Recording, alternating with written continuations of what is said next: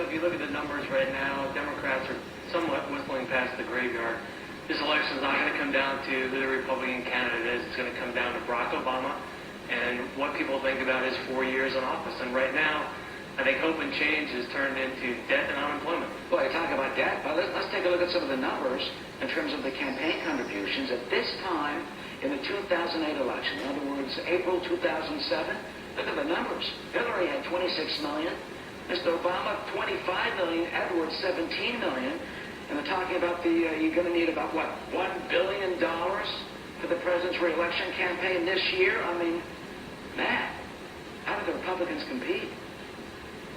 I don't think they're going to need to match Obama dollar for dollar, and I don't think he's going to raise what he did in 2008. His base is a little disappointed. MoveOn.org types are looking at his record, and they're disappointed with no single-payer health care in the bill, another war in Libya.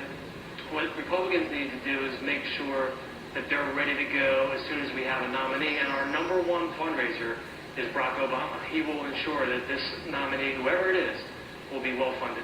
Marianne, what do you think about that? He's clearly got a almost wide-open race in terms of the Republican nominees. Does that hurt the GOP cause? Look, if Matt were right, they would have raised a whole lot more money by now. I mean, the fact is, Democrats in 2008 were obsessed with winning, and they put their money where their mouth is. And if I were the Republicans, in this situation, I'd be saying the same thing Matt was.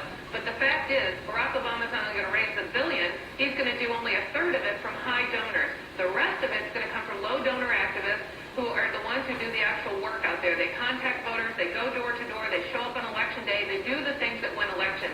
That's more troubling for Republicans, I think, than the fact that so few people have been donating to their big candidates. If you can't raise the money now, you're going to have a tough time doing it at the general election. Yeah, but what about some of those folks going door to door, as you say? I mean, some of the left-wing Democrats have been disenchanted with it.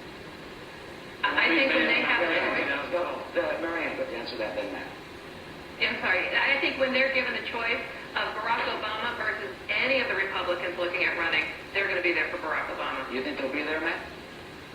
I think you're going to see a lot of them sitting on their hands. And the Tea Party and conservative activists are going to be very, very enthusiastic about getting out and making sure that Barack Obama only has 4 years in the White House. All right, Matt, let me have you go on a limb. Who do you think the nominee for the GOP will be?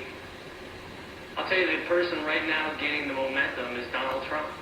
And one of the things that he has going for him that nobody else does is celebrity. Now, a lot of people look at Donald Trump as one of the most successful business people in America, and some people could say, well, yeah, he's a failed business person, he's gone bankrupt a couple of times. But the fact of the matter is, perception is reality. I mean, just ask Barack Obama, that's what helped get him to the White House. This is a guy that people listen to, and particularly young people are listening to Donald Trump. And as you saw in the clip earlier, he projects a very confident executive. I think that's what people are looking for. All right, there's the one vote for Donald Trump. Marianne? I think whether it's Donald Trump or Mitt Romney, those candidates are ultimately going to have to be trusted by people. And I think Mitt Romney and Donald Trump are going to have to explain all the flip-flops and all the positions they've changed over the years. Because when people go to vote, especially for president, it's all about trust. And if you've had every position over the lifetime of your career in politics, you're going to have a hard time with voters trusting you. All right, well, some Republicans would say President Obama will have to have that same explanation on changing of positions. Certainly will. All right, Marianne Morris, thank you so much. And I think you'll be fine. Have a good Thank day. you. Thank you. Have a great day. Okay.